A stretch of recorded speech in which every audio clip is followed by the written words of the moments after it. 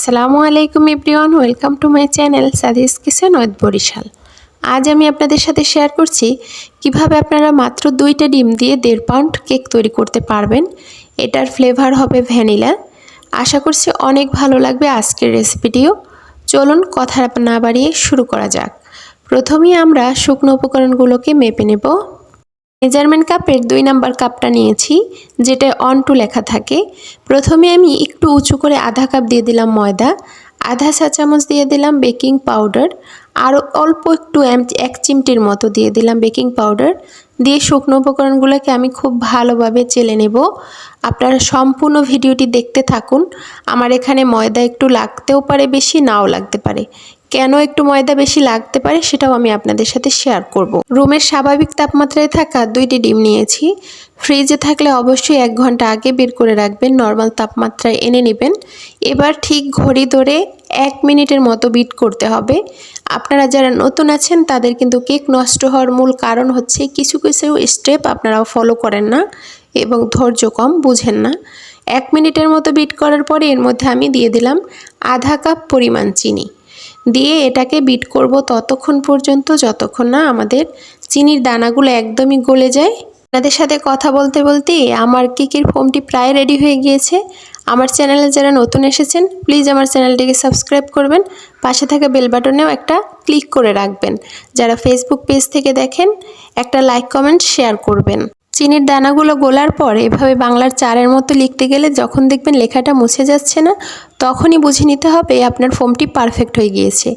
এবার অ্যাড করছি 1 চা চামচ পরিমাণ ভ্যানিলা এসেন্স ফুড গ্রেডের, এবং এর মধ্যে দিয়ে দেব 1 চা চামচ পরিমাণ সয়াবিন তেল। দিয়ে জাস্ট একটু সময় মিশিয়ে নেব, তাড়াহুড়ো করে মেশানো যাবে না, এতে করে এই ফোমটি নষ্ট হয়ে যাবে।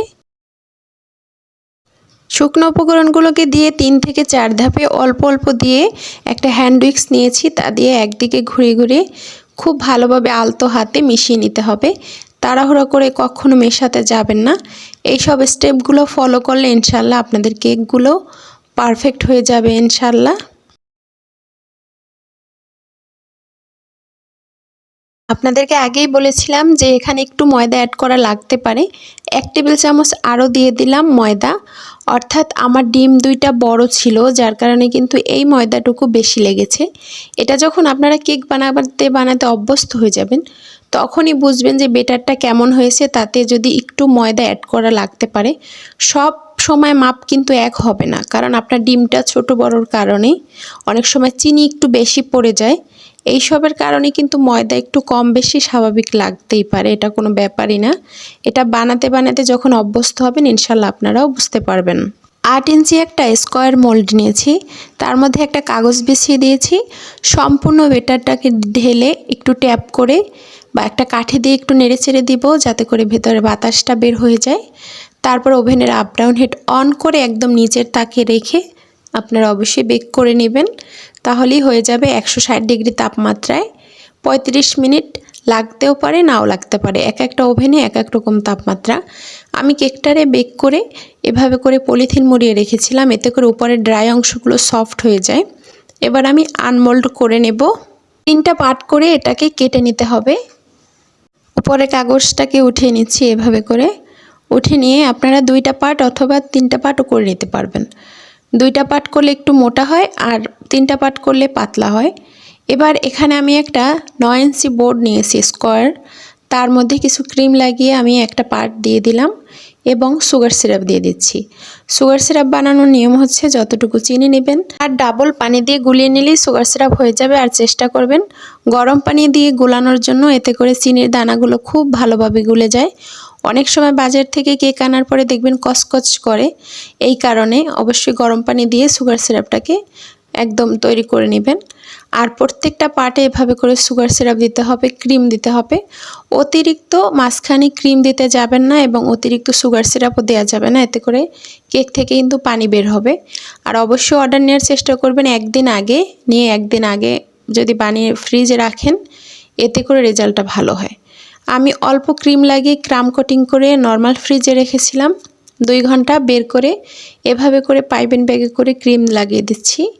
তারপর খুব সুন্দরভাবে ফিনিশিং এনে নেব। আপনারা একটু খেয়াল করলেই বুঝতে পারবেন এবং ট্রাই করলে আপনারাও খুব সুন্দরভাবে ফিনিশিংগুলো কিন্তু আনতে পারবেন। একটা ব্রেড নাইফ দিয়ে এভাবে করে একটু সমান করে নিচ্ছি সাইড থেকে উপর থেকে এভাবে করে। আর দেখুন মাশাআল্লাহ কেকটা কতটা বড় হয়েছে। আর এভাবে করে একটা অনিম নজেল নিয়েছি, তা দিয়ে ডিজাইন করে নিচ্ছি। আর এগুলো কিন্তু আপনারা খুব সহজেই তৈরি করতে পারবেন এই নজেলটা যদি আপনার ঘরে থাকে। আর যে কালারটা আমি এনেছি কিছু রেডম্যানের বেগুনি কালার এবং সাথে কিছু রেড কালার মিশিয়ে নিয়েছি। তারপরে এই সুন্দর কালারটা কিন্তু এমনিতেই চলে আসছে। আর দেখতে পাচ্ছেন কতটা সুন্দর হয়েছে দেখতে মাশাআল্লাহ।